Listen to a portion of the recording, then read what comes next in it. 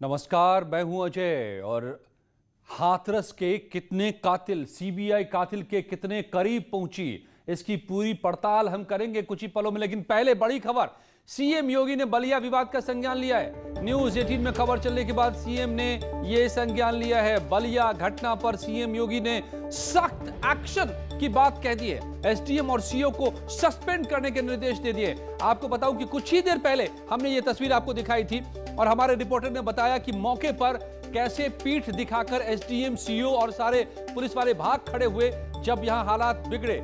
दरअसल कोटे को लेकर पंचायत हो रही थी, अधिकारी भी मौजूद थे, लोग स्थानीय मौजूद थे। तभी दो पक्षों में भिड़ंत हो गई और गोलीबारी तक बाद में हो गई। मगर जैसे ही भिड़ंत हुई तो यहां से पुलिस वाले जो करीब दर्जन भर थे और सीओ भी थे, एसडीएम भी थे, सब भाग खड़े हुए। तो जिस प्रदेश में का मुख्यमंत्री क्राइम को कंट्रोल करने के लिए जी जान से जुटा हो, वहां अगर अधिकारी और पुलिस वाले पीठ दिखाएंगे तो कैसे संभलेंगे हालात। और यही वजह है कि जैसे ये तस्वीर चली है न्यूज 18 पर, खुद सीएम ने इन्हें देखा और उन्होंने संज्ञान लिया और आदेश दिए हैं। ऋषभ मणि हमारे संवाददाता मेरे साथ जुड़े हैं। ऋषभ, इसे कहते हैं असर और इसे कहते हैं एक्शन कि पलक नहीं झपका, न्यूज 18 पर यह तस्वीर आई और सीएम ने एक्शन ले लिया। जी अजय, देखिए न्यूज 18 ने लगातार इस खबर को चलाया था कि बलिया में कोटे की दुकानों के आवंटन के समय जो सनसनीखेज घटना होती, दो पक्षों में मारपीट होती, फायरिंग होती, एसडीएम, सीओ और जितने पुलिस वाले वहां मौजूद थे पीठ दिखाकर भाग जाते हैं। न्यूज 18 ने पूरी मजबूती के साथ इस खबर को दिखाया था कि किस तरह से शासन प्रशासन वहां पर निरीह साबित हो गया था और कुछ गुंडे, कुछ असामाजिक तत्वों के सामने शासन प्रशासन ने घुटने टेक दिए थे। और रिजल्ट ये निकलता है कि एक युवक की उस फायरिंग में मौत भी हो जाती है। सीएम ने न्यूज 18 पर इस खबर को देखा, इसका संज्ञान लिया और तुरंत एसडीएम और सीएम जो वहां मौके पर मौजूद थे, जो कोटे के आवंटन की प्रक्रिया में शामिल थे, उन दोनों को सस्पेंड करने का आदेश दिया है। और वहां पर जो भी पुलिसकर्मी मौजूद थे उनकी भूमिका तय की जाए, उनकी जिम्मेदारी तय की जाए। और ये भी कहा गया है कि उनके ऊपर अगर सही पाए जाते हैं कुछ आरोप तो आपराधिक कार्रवाई तक की जा सकती है। तो ये मान के चलिए पुलिस प्रशासन के जो भी अधिकारी वहां दुर्जनपुर गांव में मौके पर मौजूद थे और उनकी लापरवाही दिखाई दी तो उनके ऊपर आपराधिक कार्रवाई भी होगी। इसका मतलब है मुकदमा भी दर्ज हो सकता है। अजय, बिल्कुल। पहले एक बार मैं तस्वीर दिखा दूं लोगों को, बता दूं कि हो क्या रहा था बलिया में। कैसे बिहार के बॉर्डर पर यूपी को बदनाम करने वाली हरकतें चल रही थी। खुली पंचायत में फायरिंग हो गई, पंचायत चल रही थी कोटे की दुकान को लेकर। दो पक्ष यहां पर आए हुए थे, उनके बीच वोटिंग की बात सामने आ रही थी। अधिकारी मौजूद थे, एसडीएम मौजूद थे यहां पर और सीओ भी मौजूद थे, पुलिस के कमांडिंग ऑफिसर, पूरी पुलिस के थाने के पुलिस वाले थे मौजूद यहां पर दर्जन भर करीब। और इस सब के बीच बात बिगड़ती है दोनों के बीच में। जब वोटिंग की बात शुरू होती है तो कहा जाता है अधिकारियों के द्वारा कि आप वही लोग वोट करेंगे जिनके पास पहचान पत्र है, यानी आधार कार्ड है या कोई भी पहचान पत्र आपके पास है। लेकिन इसी बात को लेकर तनातनी शुरू होती है तो दो पक्ष भिड़ जाते हैं और वहां से जिन अधिकारियों को ऐसे मौके पर पहुंचना होता है खबर मिलने पर, यानी एसडीएम और पुलिस के अधिकारी, वही वहां पर मौजूद थे पहले से और भाग खड़े हुए। और हम पुलिस के आला अधिकारियों से संपर्क करने की कोशिश कर रहे हैं, एसपी से हमने बात करने की कोशिश की, मगर कोई भी जवाब देने को तैयार नहीं है इस वक्त। और यह खबर अभी हमने कुछ देर पहले न्यूज 18 पर दिखाया। हमारे रिपोर्टर ने वहां से बताया कि कैसे ये अधिकारी मौके से भाग खड़े हुए पीठ दिखाकर, जैसे हालात बिगड़े, जैसे बदमाश यहां पर बंदूक चलाने पर आ गए। एक व्यक्ति की मौत हो गई है इस गोलीबारी में। ये खबर सीधे सीएम देख रहे थे। आपको बताएं कि न्यूज 18 उत्तर प्रदेश, उत्तराखंड को सीएम खुद देखते हैं, मॉनिटर करते हैं। और ये जो खबर अब निकल कर आ रही है, बीजेपी के नेता वीरेंद्र सिंह पर फायरिंग का आरोप लग रहा है। यहां पर फायरिंग करने वाले क्या बीजेपी के नेता थे, ये बात निकलकर सामने आ रही है। पूरे मामले की जांच के सीधे आदेश दे दिए हैं सीएम योगी ने। और तस्वीर में आप देख सकते हैं कि कैसे एक व्यक्ति मारा गया। ये तस्वीर मृतक की ले जाते हुए।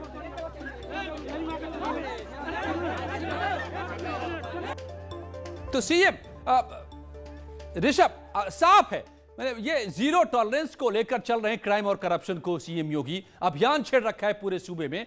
ऐसे में जो ये घटना सामने आती है, चाहे जो कोई हो, चाहे आप बीजेपी के नेता के नाम क्यों ना आ रहे हो, सख्ती से एक्शन लेने के मूड में है सीएम योगी, बख्शेंगे नहीं। जी अजय, देखिए बिल्कुल साफ निर्देश दे दिए गए सीएम की ओर से, जिसने भी इस घटना को कारित किया गया है उसके खिलाफ सख्त से सख्त कार्रवाई की जाएगी। लेकिन ये घटना पुलिस और प्रशासन की पोल भी खोलती है। ये घटना साबित करती है कि पुलिस और प्रशासन की पब्लिक पर पकड़ नहीं है। वो इस स्थिति में अधिकारी बलिया के नहीं थे कि वो पब्लिक को समझा पाते, उन्हें मना पाते और चीजों को प्रशासन और स्थिति के हिसाब से अनुकूल बनाने की कोशिश कर पाते। पूरी तरह से फेल्योर साबित हुआ है बलिया पुलिस प्रशासन, जिसके बाद इतनी बड़ी घटना हुई है कि भरी पंचायत के दौरान दो पक्ष भिड़ जाते हैं और अंधाधुंध फायरिंग शुरू कर देते हैं, एक की मौत हो जाती है। तो जाहिर सी बात है जो भी अधिकारी जिम्मेदार है उनको सस्पेंड किया गया, उनके खिलाफ आपराधिक कार्रवाई करने की भी बात कही गई है। मैं आपसे ये भी समझूंगा धीरेन्द्र सिंह, जी बताइए वीरेंद्र सिंह के बारे में धीरेन्द्र सिंह का नाम सामने आ रहा है। इसको बताया जा रहा है ये भारतीय जनता पार्टी से जुड़ा हुआ व्यक्ति है। हालांकि इस चीज की पड़ताल चल रही है और बताया यही जा रहा है कि एसडीएम और सीओ की ओर से कुछ निर्देश दिए गए थे, जिसको उसने मानने से इनकार किया, जिसके बाद दो पक्षों में बहस चलती है, मारपीट, लाठी डंडे और बात फायरिंग तक पहुंच जाती है। प्रशासन की जिम्मेदारी इतनी जरूर बनती है कि जब इस तरह का कोई भी मामला हो तो कम से कम किसी के पास वैध या अवैध असलहे भी है तो उसकी चेकिंग होनी चाहिए और उसको जब्त किया जाना चाहिए था। उसके बाद ही इस तरह की कोई पंचायत जैसी स्थिति होनी चाहिए। लेकिन ऐसा मनीष भी जुड़ गए हमारे साथ। ऋषभ मौके से मौके पर मौजूद थे। मनीष आप तो वहां पर मौजूद थे, अपने आंखों देखा हाल बताइए इस तस्वीर के बारे में कि क्या क्या हुआ, कैसे अधिकारी पीठ दिखाकर भाग खड़े हुए पुलिस वाले और अधिकारी। अजय, ये पूरा मामला बलिया के रेवती थाना क्षेत्र के दुर्जनपुर गांव का है, जहां पर सरकारी राशन की दुकान के आवंटन को लेकर एक पूरी पंचायत से पूरी बैठक बुलाई गई थी और इस बैठक में पंचायत से 500 की संख्या में ग्रामीण भी मौजूद थे। इस राशन की दुकान के आवंटन को लेकर दो पार्षद समूह वहां पर मौजूद थे, जिनके बीच ये तय होना था कि कौन सरकारी राशन की दुकान चलाएगा। वहां पर सप्लाई के तमाम अधिकारी मौजूद थे, डीएम मौजूद थे, स्थानीय थाने की पूरी पुलिस फोर्स मौजूद थी और 500-600 संख्या में ग्रामीण मौजूद थे। राशन की दुकान के आवंटन को लेकर जब दोनों पक्षों में संघर्ष शुरू हुआ तो वहां पर तमाम प्रशासनिक अधिकारी और स्थानीय पुलिस वहां से भाग निकले। इसके बाद मामला और ज्यादा ही चलता चला गया और दोनों पक्ष बेकाबू हो गए। भाग क्यों खड़े हुए? क्या ऐसी नौबत आ गई थी? क्या ये इतने डर क्यों गए? मनीष, क्या आप हमें बता सकते हैं कि भाग खड़े या फिर जैसे इनको लगा कि अब यहाँ लड़ाई की छिड़ सकती है वो भाग खड़े हुए? क्या हुआ था? जी अजय, बिल्कुल यही बात हुई थी। जैसे जैसे मामला बिगड़ता गया, एसडीएम ने निर्देश दिए थे, वहां पर मौजूद अन्य अधिकारियों ने निर्देश दिए थे कि स्थानीय लोग जो कि इस राशन के दुकान के आवंटन के लिए मतदान करेंगे उनके पास जरूरी कागजात होने चाहिए, आधार कार्ड होना चाहिए, जिसका एक पक्ष विरोध करने लगा और वो बताया जाता है कि ये पक्ष बेहद दबंग है और उसकी दबंगई की ये साफ साफ नजर आने लगा।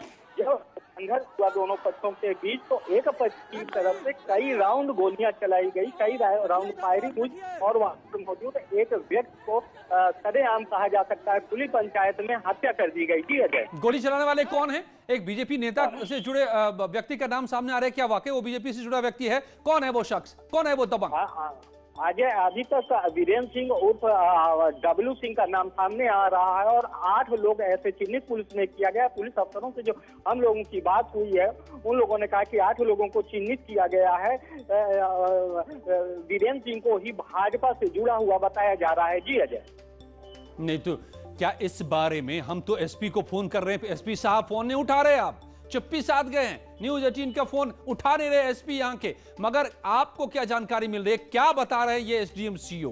क्यों मौके से भाग खड़े हुए? क्यों ये इतने डर गए?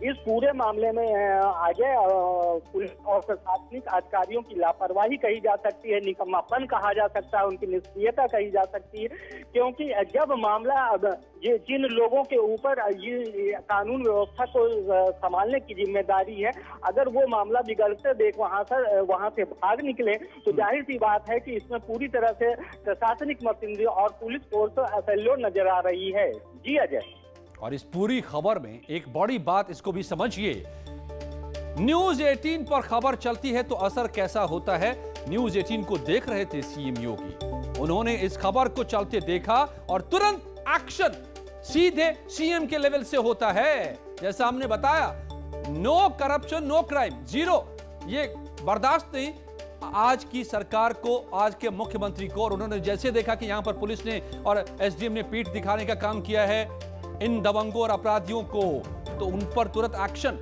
लिया है। उन्होंने इनको सस्पेंड करने के लिए कहा है, जांच करने के लिए कहा है। पूरे मामले को के पड़ताल के आदेश सीधे सीएम ने दिए हैं इस पूरे मामले में।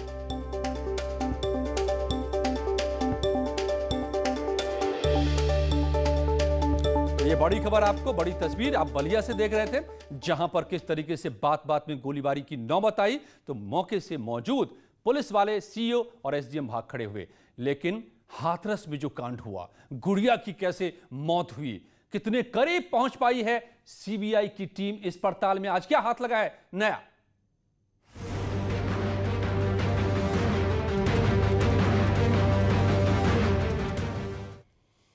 तो हाथरस केस की सबसे बड़ी पड़ताल जारी है। सच का पता लगाने के लिए सीबीआई की टीम फॉरेंसिक टीम के साथ जांच में लगातार जुटी हुई है। सीबीआई जांच का आज ये तीसरा दिन है फील्ड में। सीबीआई ने पीड़ित परिवार से पूछताछ के बाद आरोपियों के परिवार के पास आज पहुंची, पुलिस वालों से भी सवाल किए। इसके अलावा सुप्रीम कोर्ट में भी हाथरस कांड को लेकर सुनवाई हुई, जिसमें यूपी सरकार की ओर से पीड़ित परिवार को दी गई सुरक्षा के बारे में जानकारी दी गई। पीड़ित परिवार ने दिल्ली में मामले का ट्रायल करने की मांग की तो सरकार ने कहा कि कोर्ट की निगरानी में ही जांच हो। खुद सरकार ने एक बार फिर से दोहराया इसे।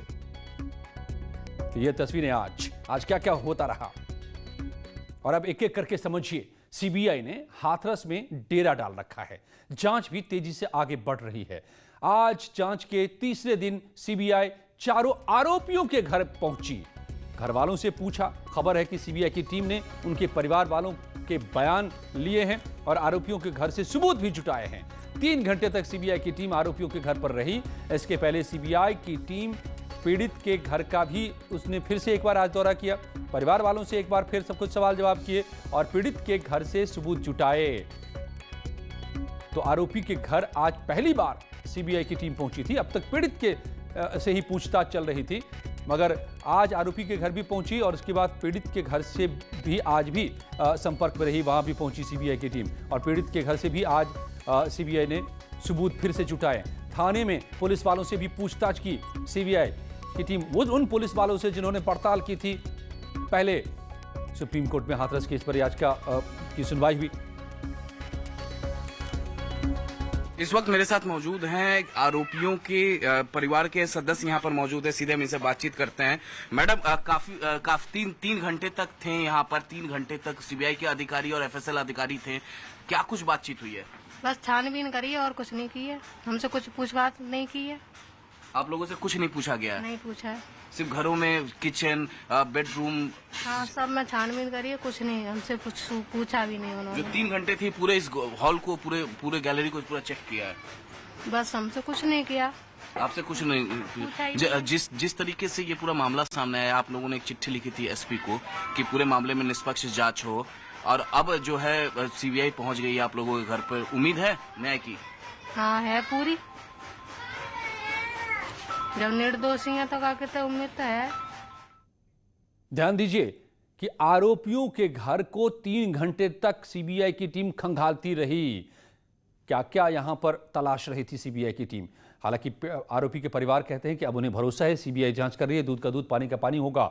और हाथरस केस की जांच की निगरानी इलाहाबाद हाई कोर्ट अब करेगा, यह साफ हो गया है। सुप्रीम कोर्ट ने यह आदेश दे दिया है। हाथरस केस पर दाखिल एक जनहित याचिका और दूसरी याचिकाओं पर सुनवाई के दौरान सुप्रीम कोर्ट ने यह बात कही है, हमें पूरी दुनिया से मदद की जरूरत नहीं है। सभी याचिका लेकर जो आ रहे हैं उन किसी को नहीं अब सुना जाएगा, किसी को दाखिल नहीं किया जाएगा। दिल्ली में केस का ट्रायल हो, ये सीमा कुशवाहा यानी कि आरोप पीड़ित पक्ष के वकील ने कहा था, लेकिन सुप्रीम कोर्ट ने कहा कि हाई कोर्ट की ही देखरेख में मामले की जांच होगी, अगर कोई दिक्कत होगी तो हम बैठे हुए हैं।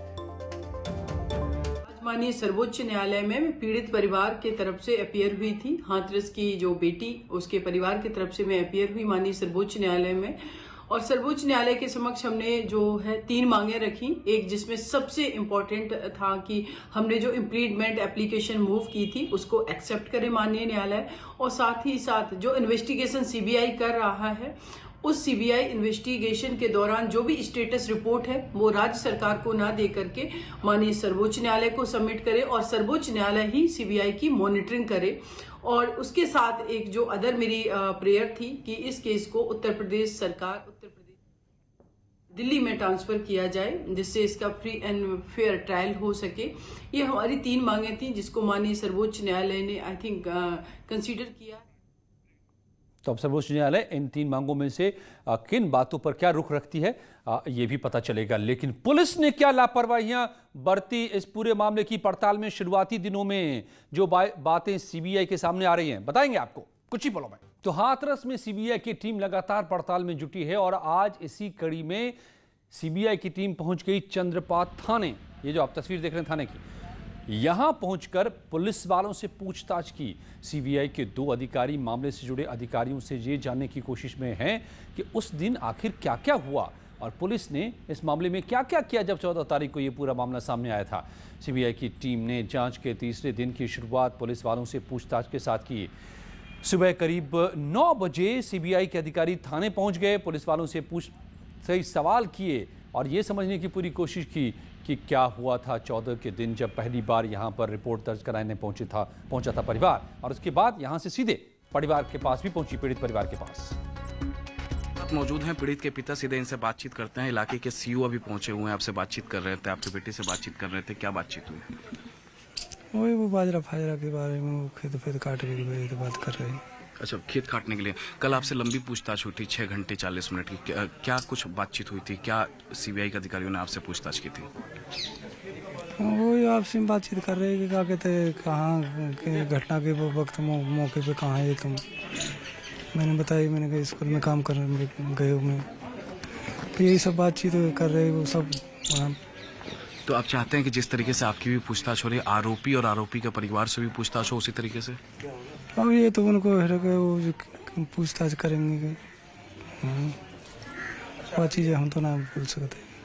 तो जो 6 घंटे 40 मिनट की पूछताछ हुई, आपको परेशानी किसी भी तरीके की? ना परेशानी तो कुछ ना, भाई खाने पीने की व्यवस्था थी वहाँ। क्या पूछ रहे थे बार बार आप लोगों से? वही घटना के विषय में पूछ रहे। तो घटना वाले दिन तो आप थे नहीं, माँ और दोनों भाई थे, तो आपसे क्या पूछ रहे थे? वही पूछ रहे कि क्या कहते हैं, कहाँ थे आप और लड़का कहाँ था, ये चीज़ बात पूछ रहे। परिवार आपका उस दिन कहाँ था, ये पूछ रहे। और कितने अधिकारी आपसे पूछ रहे थे? 2 अधिकारी है। सबसे 2 अधिकारी पूछ रहे थे अलग अलग बैठा के? हाँ, अलग अलग। तो आपको दोबारा फिर जाना है, क्या कहा था?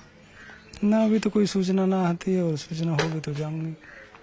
एक आखिरी सवाल आपसे पूछना चाहूंगा कि जो महिला जो आपके यहाँ आई थी, जो जबलपुर से, जो 2-3 दिन रुकी थी, उसने एक भड़काऊ भाषण दिया है जबलपुर में, खासतौर से इसी मामले को लेकर, हाथरस मामले को लेकर।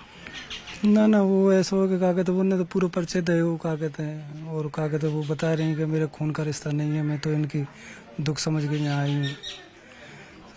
तो उनने वो जबलपुर में एक डॉक्टर भी बता रहे हैं, डॉक्टर हैं वो। तो अब जिस तरीके से भाषण उन्होंने दिया है उसका आप खिलाफ करेंगे, क्योंकि काफी भड़काऊ भाषण है? नहीं, वो क्या कहते हैं, हम क्या करेंगे, हम तो क्या कहते हैं, अब ये चीज़ तो हम ना बोल सकते, आप बार बार चीज़ें बोल रहे हैं। तो कब तक पता चल पाएगा कि आखिर कौन हत्यारा गुड़िया का? जारी है यहाँ खबरों का सिलसिला।